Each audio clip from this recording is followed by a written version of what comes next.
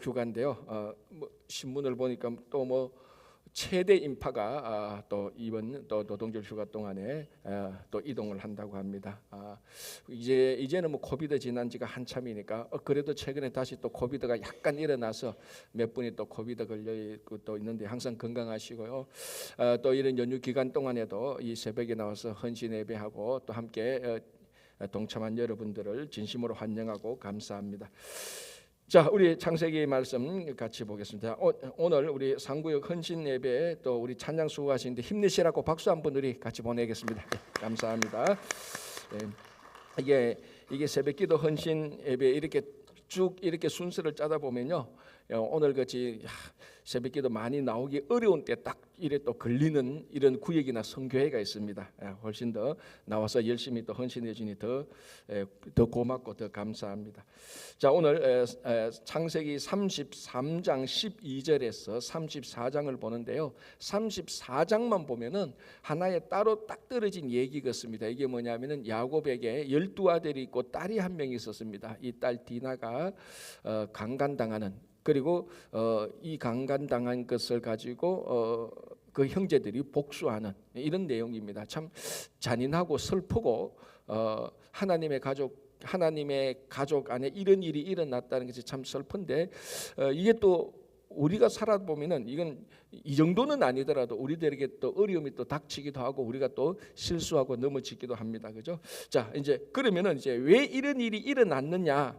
이제 우리가 또 좀 생각해봐야 되지 않습니까? 이런 일이 또 일어났다면은 왜 일어났느냐? 그리고 이런 일이 일어나고 난 다음에 어떻게 하나님께서 간섭하시고 어떻게 우리들이 처리해야 되느냐? 또 그걸 우리들이 보는 게 중요한데요. 33장 12절부터 20절까지, 그래 34장 앞 부분을 보면은 왜 이런 일이 일어났는가를 우리가 충분히 알 수 있습니다. 자, 33장 12절, 에서가 이르되 우리가 떠나자, 내가 너와 동행하리라. 자, 이 사건은 이제 34장하고는 완전히 다른 사건이죠. 어제 우리가 본 것처럼 약복강 나루터에서 하나님께서 기적적으로 간섭하여서 에서의 마음이 다 녹아지고 야곱과 에서가 완전히 화해를 합니다. 완전히 화해를 다 하고 야곱은 자기 가족들을 형 에서에게 다 소개시켜주고, 야, 그 아들들에게는 우리 큰아버지다, 그리고 자기 아내들에게는 내 형님입니다, 이렇게 소개하고, 야, 네가 이렇게 많은 재물을 어디서 얻었느냐? 이거 다 하나님의 은혜로 얻었습니다.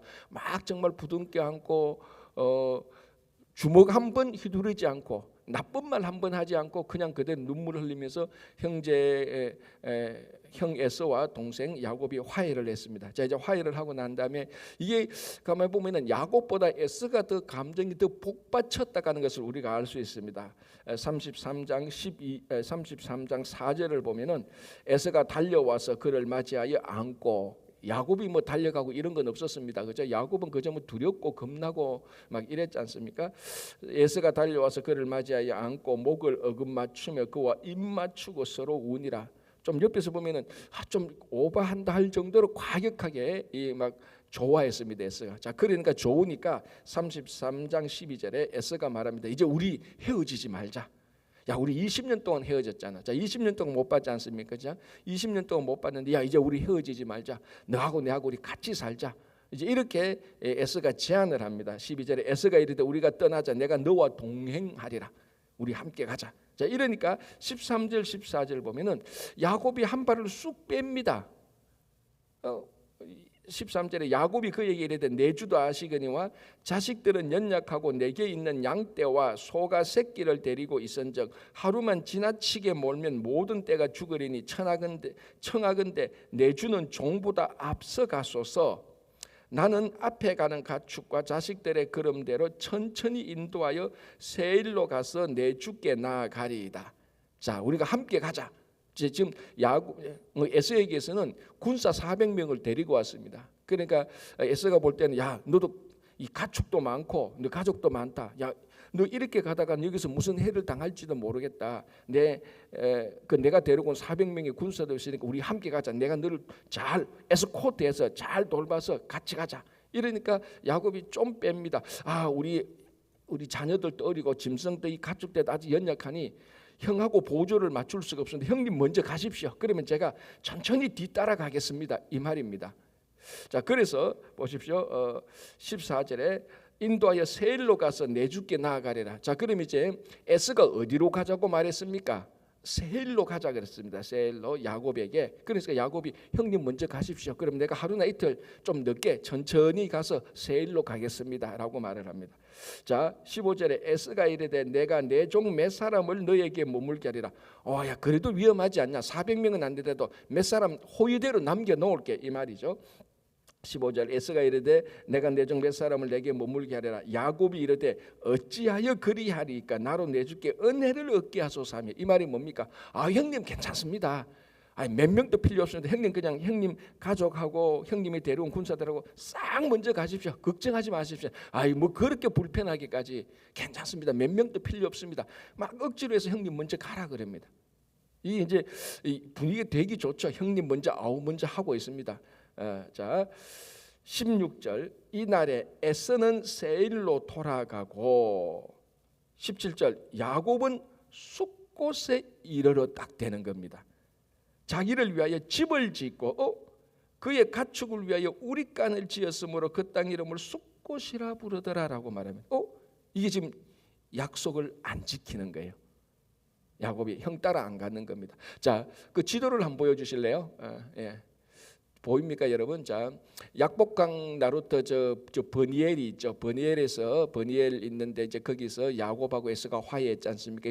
이제 저기서 에서는 세일로 갔는데 세일이 어딘가 하면은 에돔 땅입니다. 에돔 땅이 어딘가 하면은 요단강 동쪽이고 사해 동쪽이고 그러니까 사해 동쪽이고 사해 동남쪽입니다. 동남쪽 에돔 땅 세일 땅입니다.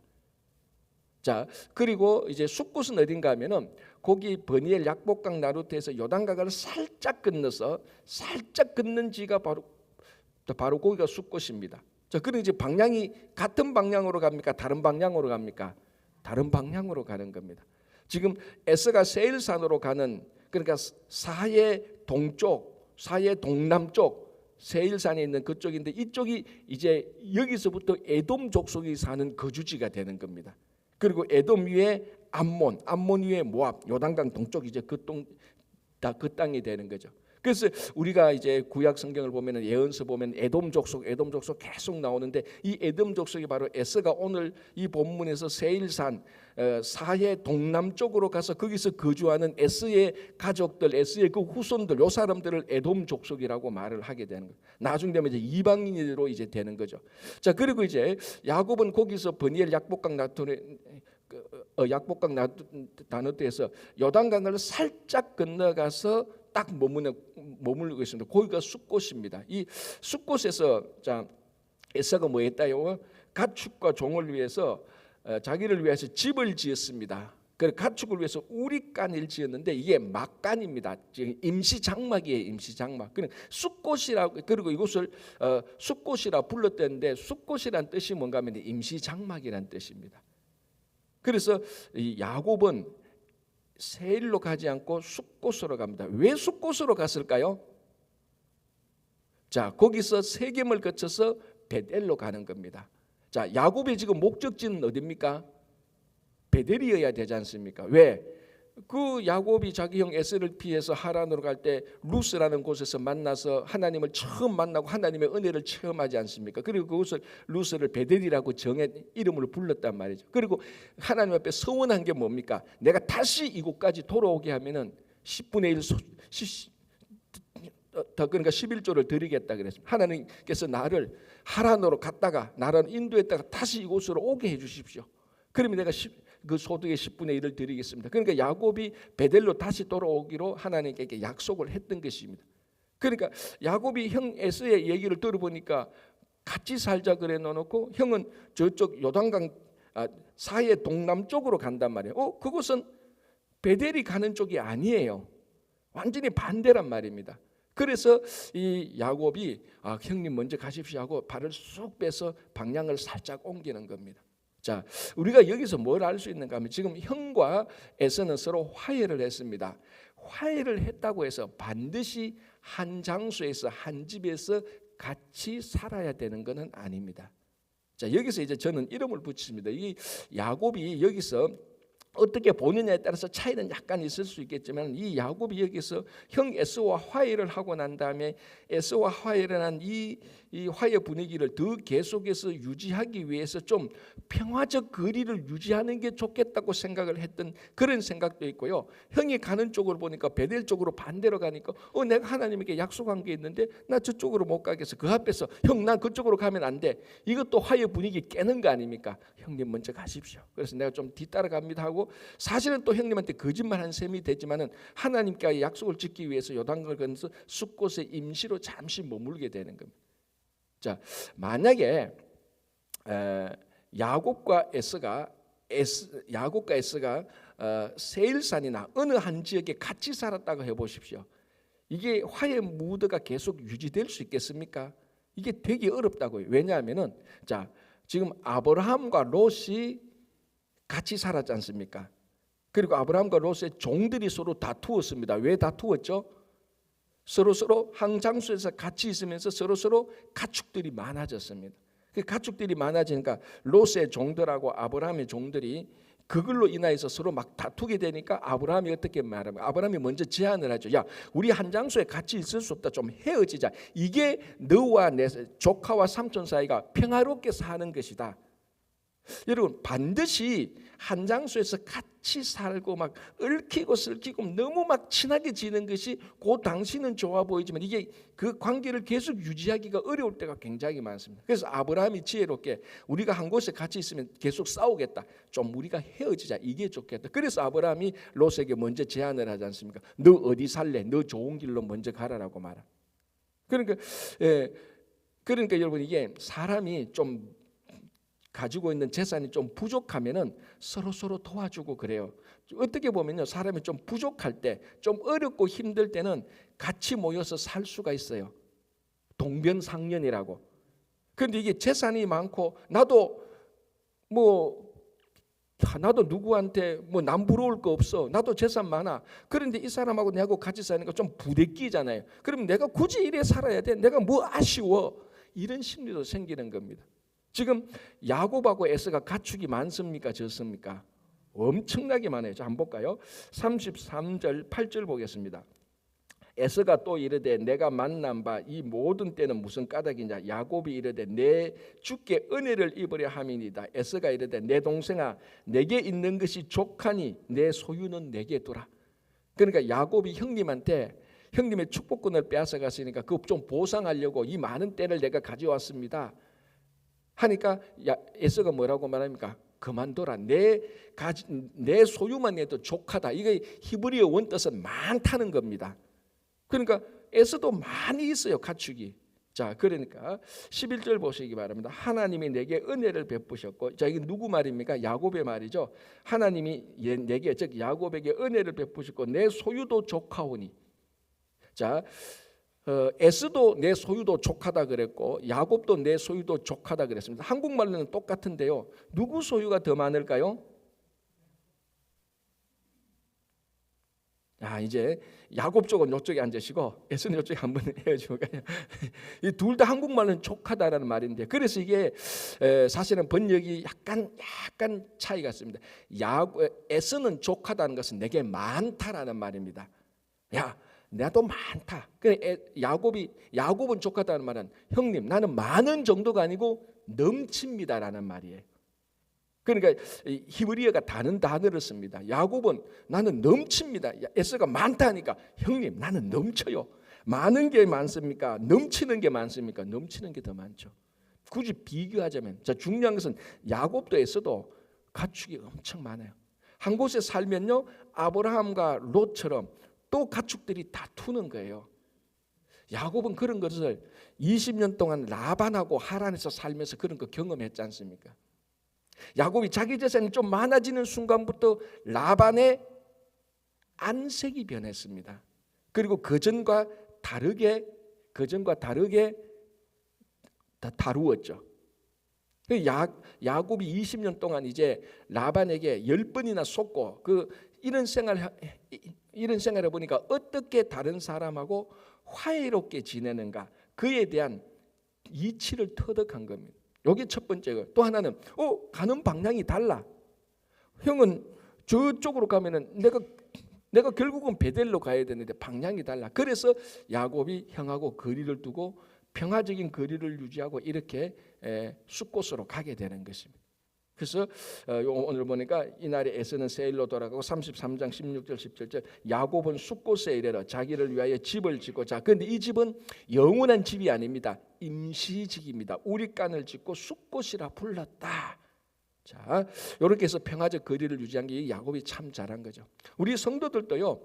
심지어는 가족 간에도 어느 정도 일정한 평화적 거리를 유지하는 게 그 친밀한 관계를 오랫동안 유지하는 겁니다. 직장도 그렇고 교회 공동체도 그렇고요. 우리가 서로 내가 홍길동 집사하고 진짜 평화롭게 행복하게 계속해서 성도의 아름다운 교제는요. 같이 막 얽혀가지고 찢고 뽑고 이러면은 더 헤어질 수가 있어요. 그러니까 성도가 성도 간에 가족도 가족 간 동료 간에 정말 은혜로운 거리를 유지할 수 있는 것도 굉장히 지혜롭고 이게 오래 갈 수 있는 겁니다. 오늘 야곱이 형하고 이런 아주 지혜로운 면을 잘 발휘한 거죠. 자 그리고 숫곳에 갔습니다. 자 18절 보겠습니다. 야곱이 밧단 아람에서부터 평안히 가나안 땅 세겜성에 이르러 자 이제 숫곳에는 임시 장막이었습니다. 거기서 세겜에 갑니다. 세겜은 좀 더 밑이죠. 세겜을 거쳐서 아래쪽에 어디가 있습니까? 벳엘이 있죠. 벳엘. 자 야곱은 어쨌거나 벳엘 쪽으로 계속 갑니다. 하나님의 약속이 있으니까. 근데 벳엘 쪽에 가는데 세겜에 머물렀는데 세겜 뒤에 뭐라고 말합니까? 18절에 야곱이 밧단 아람에서부터 평안히 가나안 땅 세겜 뭐라고 말합니까? 그 다음에 성읍에 이르러 뭘 의미합니까? 세겜은 성이에요. 큰 도시예요. 숫곳 성읍이 아니에요. 숫곳은 그냥 숫곳이고 베델도 베델 성읍이 아니에요. 그냥 베델이에요. 근데 세겜은 성읍입니다. 우리말로 하면은 뉴욕이나 LA가 더 큰 도시예요. 성읍이니까. 그리고 저 지리를 보면 에발산과 그린심산 중간에 있고요. 교통이 4통8달이에요. 그러니까 숫곳에서 아래쪽 베델로 가다가 세겜성에 딱 머물렀는데 우와 이거 큰 도시인 거예요. 하란하고도 또 다른 거예요. 여기서는 뭐 양치고 이런 게 아니고 막 대도시인 겁니다. 자 세겜 성읍에 이르러 그 성읍 앞에 장막을 치고 야 우리 좀 있어 보자. 뭐 베델로 아직 좀 더 가야 되니까 한 몇십 킬로 더 가야 되니까 여기서 장막을 치고 자 19절 그가 장막을 친 밭을 세겜의 아버지 하몰의 아들들의 손. 자 여기서 세겜은요 장소 이름인 동시에 거기 세겜이라는 그 지역에 살고 있는 추장의 이름도 세겜이에요. 그러니까 세겜은 사람 이름도 되고 도시 이름도 되는 겁니다. 성읍 이름도 되는 겁니다. 그의 장막 자 세겜 19절 그의 아들의 그가 장막을 친 죄송합니다. 18절 야곱이 밧단 아람에서부터 평안히 가나안 땅 세겜 성읍에 이르러 그 성읍 앞에 장막을 치고 그가 장막을 친 밭을 세겜의 아버지 하몰의 아들들의 손에서 백크시타에 샀으며 이제 퀘스천이 생기죠. 왜 퀘스천이 생깁니까? 왜 세겜에서 땅을 사지? 베델에 가야 되잖아. 그러니까 숫곳에서 임시 장막을 친 거는 맞아요. 이게 다 임시 처소란 말이죠. 베델에 가기로 하나님하고 약속으로 하나님께서 지키시기로 하나님 나를 지켜주셔서 자기가 하나님한테 약속도 했고 11조를 드리겠다 약속을 했지 않습니까? 20년이나. 그래 지금 베델로 가려고 하는데 세겜에 딱 와보니까 성읍이야. 좋아. 장막을 치서 임시 장막을 치고 살아보니까 너무 좋거든. 야곱의 마음이 바뀌기 시작합니다. 여기서 정착할까? 일단 땅 사고 집 사서 한번 살아보자라는 거예요. 정착 욕구가 들어간 겁니다. 그래서 세겜의 아들들에서 백크시타에 샀으며 이제 정착으로 들어가는 단계가 되었습니다.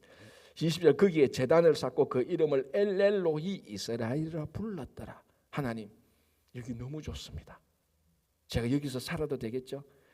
그래도 내가 하나님께 예배 드려야지. 제단 쌓고 엘렐로이 이스라엘의 하나님이라고 이렇게 부르고 거기서 정착해서 살기 시작합니다. 아직 물론 완전히 내가 영원토록 살겠다는 건 아니지만 정착의 욕구가 확실히 드러났습니다. 자 그러면은 그 아들과 딸들은 얼마나 좋겠습니까? 여러분 젊은이들이 도시 좋아하는 거 다 잘 알잖아요. 여러분 아시다시피 고등학교 3학년, 12학년 아이들이 가장 가고 싶은 대학교가 어디입니까? 맨하탄에 있는 NIU 제일 좋아하는. 거기서 왜? 부모들이 제일 싫어하는 학교. 아들은 제일 좋아하는 학교. 왜? 거기 가면 뭐 완전 세계 최고의 그 뭡니까? 문화를 누릴 수 있는 장소 아닙니까? 젊은이들은 본질적으로 농촌 이런 거 싫어합니다. 도시가 좋은 거예요. 그러니까 야곱이 그 세겜에 정착하니까 아들들도 좋은데 누가 제일 좋았어요? 사춘기에 접어든 딸 디나가 제일 좋았어요. 아빠 너무 좋아. 세겜에 사니까 너무 좋아. 우리 아빠 최고야. 자, 그 다음에 이제 34절 레아가 야곱에게 낳은 딸 디나가 그 땅의 딸들을 보러 나갔더니. 이해되죠? 충분히. 그죠? 요때 한 디나가 레아로부터 나왔으니까 레아하고 뭐 이렇게 보면은 레아가 논지 뭐 아들 딸 논지 정확히는 모르겠지만 야곱이 20년 동안 있으니까 최대 나이로 봐도 20살로 봐야 되잖아요. 최대 나이로 20살로 보고 아니면 뭐 15, 16, 17 어쨌거나 10대 중후반의 아이입니다. 감수성 예민하고 한참 남자친구 만나서 온갖 연예인 얘기하고 도시에 가서 막 좋고 이럴 때 아닙니까? 이 감수성 풍부한 10대 중후반의 딸아이가 지금까지는 성읍에 살아본 적이 없어요. 성읍에 딱 사니까 너무 좋은 거야. 우리 아버지가 집도 샀어. 우리 영원히 살 거야. 나 그러면은 친구 만들어야 돼. 그래서 그 호기심이 생겨서 세겜 성읍에 나갑니다. 그래서 1절에 그 땅에 딸들을 보러 나갔더니 이 문제가 생기는 거죠. 오늘이나 그때나요. 고대 동서 고금을 통해서 성읍은 항상 사람들이 많고 분닫고 비즈니스가 많은 곳에는 그만큼 범죄가 많고 타락한 것. 소돔이 그랬지 않습니까? 이건 뭐 영원한 진리입니다. 자, 그러면은 야곱이 누굽니까? 하나님 섬기고 베델과 버니엘에서 다 경험한 야곱 아닙니까? 이 야곱이 그러면 아들 딸 다 데리고 세겜 성읍인데 우리가 하나님 섬기는데 이 도시가 너무 타락했다. 조심해라. 우리 하나님 섬기는 거다. 좀 애들 나갈 때 좀 너무 그런데 나가지 마. 자주 나가지 마. 이 단속을 해야 되는데 단속이 안 되거나 못 했거나 겁니다. 그래서 제가 우리 어른들한테도 이런 얘기하고 우리 특별히 유수그룹 전도사님한테 제가 늘 하는 겁니다. 금요일날 액티비티는 무조건 중요하다. 왜? 여기 있는 애들을 플러싱에 금요일 밤에 플러싱에 가는 걸 막기 위해서. 제가 아는 어떤 한 집사님은 여기서 거의 2세에 가까운 1.5세인데 자기가 고등학교 때 플러싱에 갔어요. 한 2, 3년을 방황했대요. 플러싱에 가니까 그때 좋잖아요. 막 한국 문화가 막 들어오기 시작할 때 노래방도 있고 막 좋은 거예요. 그때부터 공부가 안 되더래. 금요일만 되면 플러싱에 가서 친구들하고 놀라고 행아웃 하려고. 그래서 그 집사님이 저한테 그래요. 목사님, 이 유스그룹 애들 플러싱 가면 절반은 망치는 겁니다. 제가 그 얘기는 굉장히 인상적이었어요. 내가 목사가 여기서는 플러싱 저기에 성숙하고 자기 자신의 삶을 핸들링 할 수 있을 때 플러싱에 가면 이건 나쁜 거야. 우리가 안 좋은 거야. 이 핸들링 하는데 청소년들이 그 핸들링이 안 되지 않습니까? 막 이민자 1.5세 막 스트레스 정체성이 아직도 형성 안 되는데 플러싱에 가서 막 타락하고 거기서 다 마약에 다 손대는 그런 일들이 사실 우리 이민 사회에서 얼마나 많습니까? 우리 자녀들 세대예요. 여러분들이 무슨 생각을 하든 청소년 플러싱에 가는 청소년들은 우리보다 몇 배 더 타락의 위험에 빠졌다고 생각하면 되는 거예요. 그거하고 똑같습니다. 디나가 지금 그 땅에 살고 있는 그 딸들을 보러 나가는 같은 지금 포맷으로 나갑니다. 아니나 다를까 2절 히위 족속 중 하몰의 아들 그 땅의 추장 세겜이 그를 보고 그러니까 뭔가 좀 이 세겜이 볼 때는 디나가 좀 독특했을 겁니다. 왜? 성읍 사람들하고 다르잖아요. 패션도 다르고 뭔가 좀 다른 좀 어수룩해 보이는데 유니크한 거예요. 근데 보니까 예뻐. 마음에 들었어요.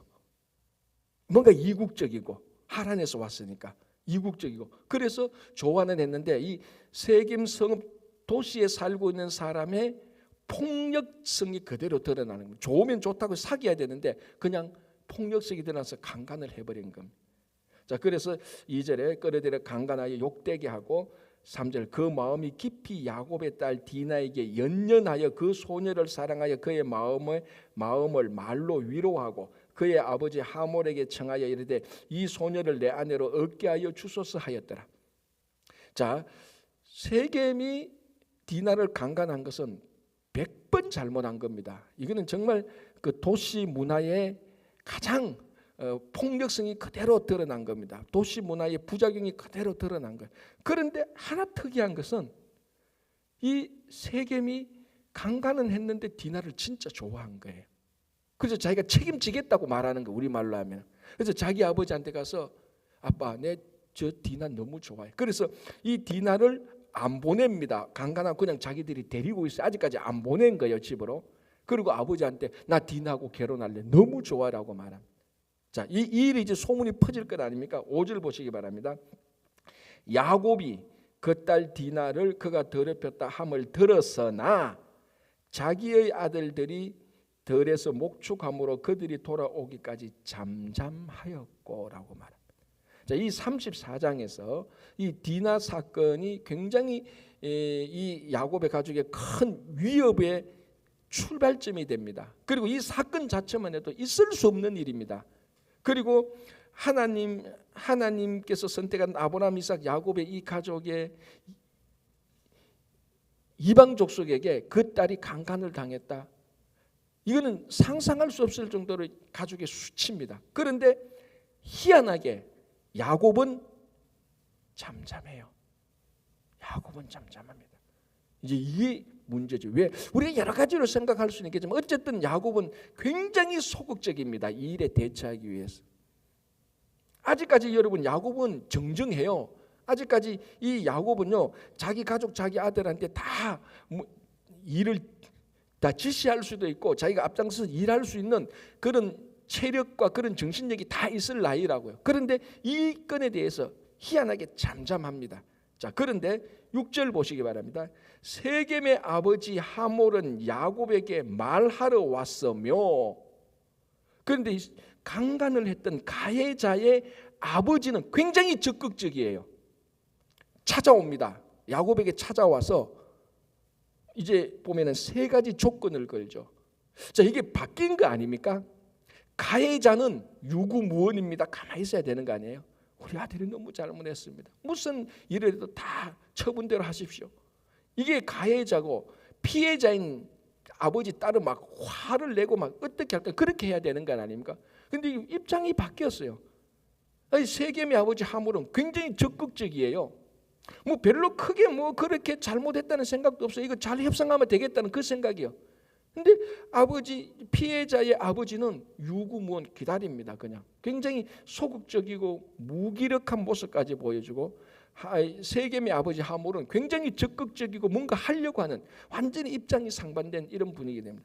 이제 거기에 보면은 7절에 야곱의 아들들은 전형적인 우리가 예상된 반응이 나옵니다. 7절 야곱의 아들들은 들에서 이를 듣고 돌아와서 그들 모두가 근심하고 심히 노하였으니, 자, 여기서 굳이 따지자면은 야곱의 지금 11명의 아들이 있지 않습니까? 아직까지 그 베냐민은 탄생 안 했습니다. 11명의 아들인데 누구는 근심하고 노했습니다. 누구는 근심하고 누구는 노했겠습니까? 진짜 노한 사람은 시몬과 레위 외에, 이건 엄마가 같거든요. 디나도 레아의 딸이고 시몬과 레위도 레아의 아들들입니다. 그런데 이성에 르우벤과 유다는 좀 가만히 있어요. 어쨌거나 이 둘째, 셋째가 디나를 더 좋아했는가, 더 좋아했다고 볼 수 있겠죠. 자기 동생으로서. 시몬과 레위가 나중에 다 그다음에 보면 이제 일을 주도하죠. 그리고 나머지 형제들은 굉장히 근심했던가 봅니다. 이게 참 수치다. 이걸 시몬과 레위는 막 분노가 일어나는 거예요. 이게 이제 사실은 전형적인 인간적인 반응인데, 아쉬운 거는요, 아무도 이 일로 인하여서 신앙적인 반응을 보인 사람은 없다는 겁니다. 정작 같으면, 야곱 같으면은 왜 우리 집에 이런 일이 일어났냐? 빨리 베델로 가야 되는데 왜 여기서 내가 여기서 정착하려고 집 사고 왜 이렇게 했지? 왜 우리 딸 디나를 내가 단속하지 못했지? 이 세겜 성읍이 얼마나 타락했는가? 저 소돔 같지는 않다할지라도 어이구 내가 딸을 단속 잘못했 하나님 야 이거 잘못했으면 어떻게 하면 우리가 디나를 데려올까? 아무도 신앙적인 반응을 안 보이는 겁니다. 이게 뭐냐면은 롯이 소돔에 들어가서 서서히 세속화되는 것처럼 야곱과 이 가족들도 세겜 성에 와서 서서히 지금 세속화되어 가고 있는 겁니다. 야곱은 무기력하고 그리고 아들들은 세상적인 반응을 보이고 세상 한가운데 있는 가해자의 아버지는 뭘 잘못했냐에 대해서 이거 뭐 우리가 다 보상하면 되지 라는 식으로 당당하게 나오는 이런 모습들을 보여줍니다. 자, 그래서 이제 8절부터 하몰이 세겜의 그러니까 디나의 시아버지 될 수 있는 하몰이 제안을 합니다. 첫째, 통혼하자. 자, 9절. 너희가 우리와 통혼하여 너희 딸을 우리에게 주며 우리 딸을 너희가 데려가고. 자, 왜 이런 말을 했을까요? 왜 통혼하자? 같이 살자. 여러분 도시 사람은요 이렇게 통혼하는 일이 자연스럽습니다. 여러 인종들 사람들이 모이니까.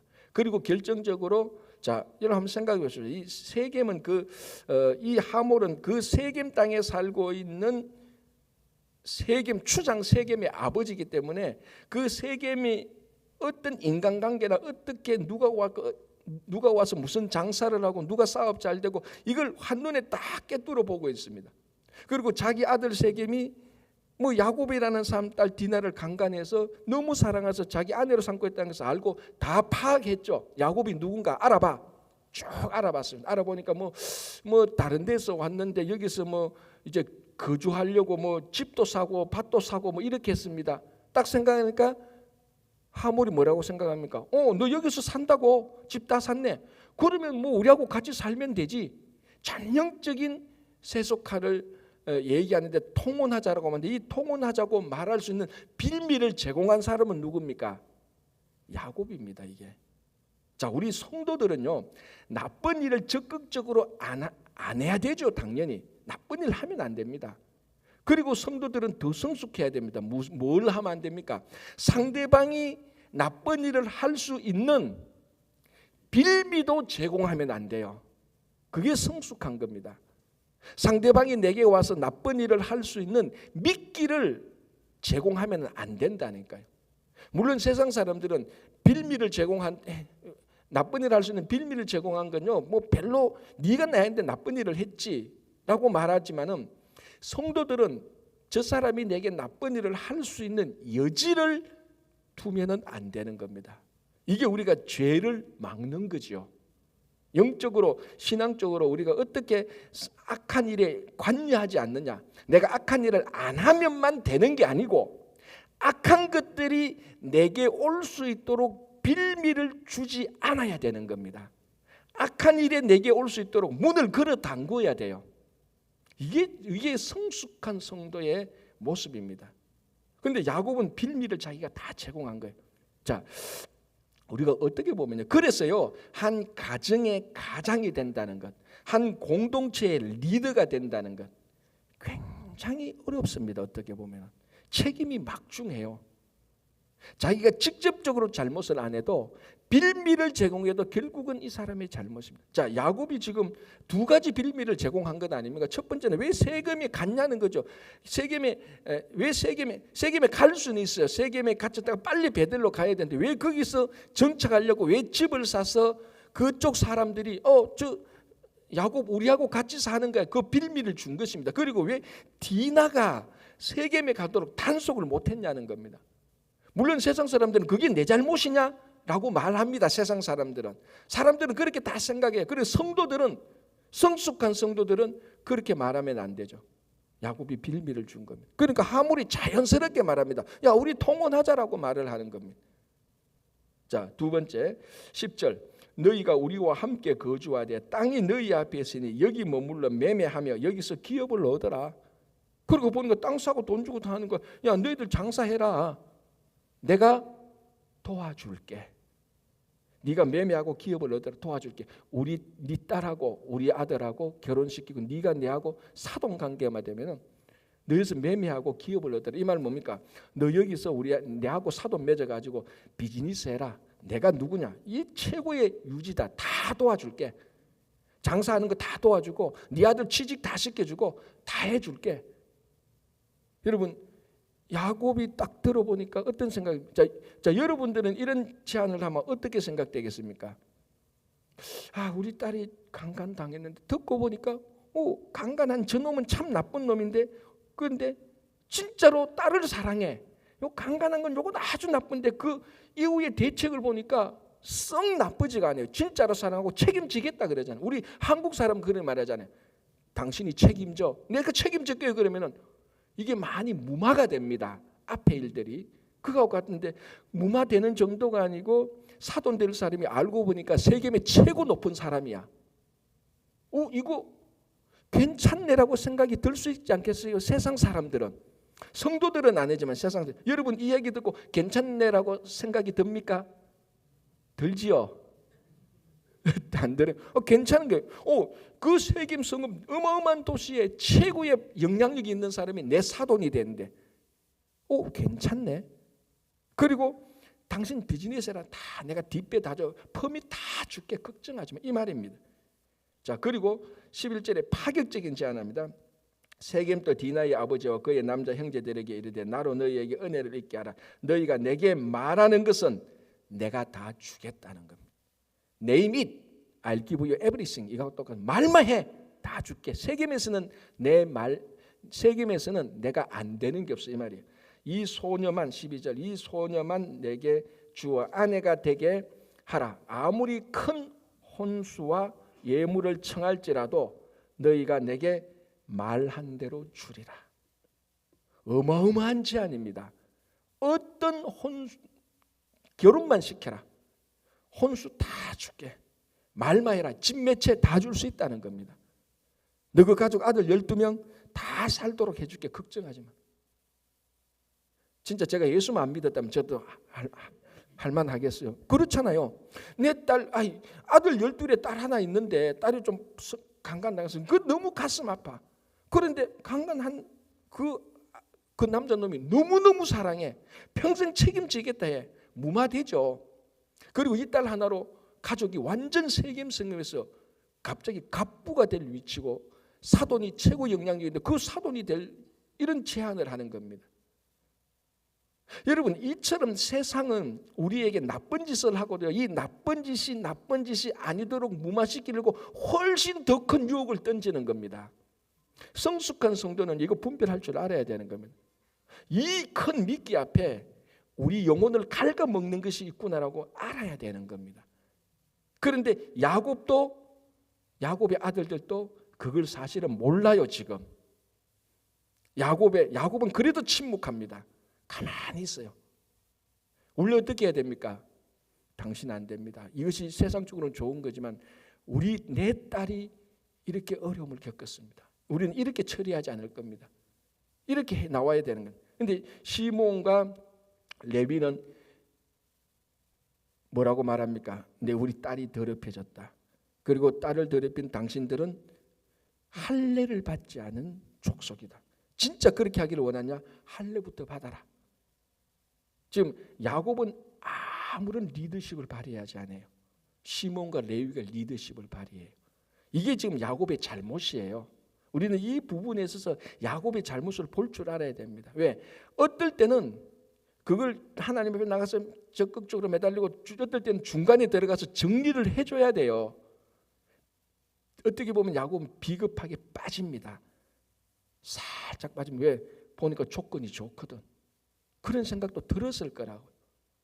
이거 잘만 하면은 꽁도 먹고 알도 먹겠다는 생각이 들기 때문에 가만히 있는 겁니다. 시몬과 레위는 막 화가 나서 아무도 신앙적으로 발휘하는, 아무도 신앙적으로 액션을 안 합니다. 성도라면은 여기는 신앙적으로 반응을 해야 되는 겁니다. 중간에 들어가야 되는 거예요. 자, 그래서 14절부터 보면은 할례를 행하라라고 말합니다. 그러니까 하몰이 그래 하겠다라고 말을 해버리는 거예요. 그리고 그 아들이 그 성읍을 다 돌아가면서 자기 추장이니까 그 남자아이들 할례를 다 행하도록 설득을 다 시켜버립니다. 여러분 할례라는 게 알지 않습니까? 우리 그 남자 생殖기 표피를 잘라내는 포경 수술 아닙니까? 그거 하면 며칠 동안 힘들어요. 자, 이제 간단하게 말하면 다음 주 약간 더 자세히 보겠지만요. 시몬과 레위가 할례를 행하라는 것은 이게 진심입니까? 진심이 아니죠. 속셈은 다 죽이고 물건 빼앗으라는. 이 속셈은 간춘세 신앙적인 포장을 합니다. 신앙적으로 거룩한 포장을 하는 거죠. 포장한 거예요.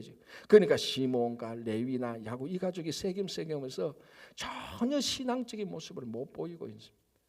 이걸 우리는 볼 줄 알아요. 그리고 우리는 지금 이곳에서 살면서 우리도 이 세상에서 똑같이 직장 생활하고 똑같이 일합니다. 똑같은 거 먹습니다. 우리 똑같은 식당에 가서 똑같은 음식 메뉴 시키고 먹습니다. 똑같이 돈 냅니다. 똑같이 팁 줍니다. 그럼에도 불구하고 우리 성도는 사람들과 구별돼야 됩니다. 그리고 세상 사람들이 우리들에게 던지는 그 유혹의 본질을 볼 줄 알아야 되는 겁니다. 분별이 있어야 되는 겁니다. 그리고 이것이 잘못됐을 때는 세상적인 방법이 아니고 신앙적인 방법으로 적극적으로 들어가서 신앙의 리더십이 드러나야 되는 거예요. 비겁하게 물러나는 게 아닙니다. 많은 사람들이 직장 생활해 보면요, 또 교회도 그렇습니다. 무슨 일이 터졌을 때는 진짜 그 사람이 들어가서 그 일을 해야 되는데 싹 물러갈 때가 있어요. 결국은 나중에 문제가 생기면 이 물러간 사람의 직접적인 책임은 사람들이 묻지 않는데요. 나중에 복귀해 보면요, 이 물러간 사람, 이 사람이 제일 큰 책임자예요, 사실. 지금 이 집에서 34장에서 제일 큰 책임자는 누굽니까? 야곱입니다. 야곱이 책임져야 되는 거예요.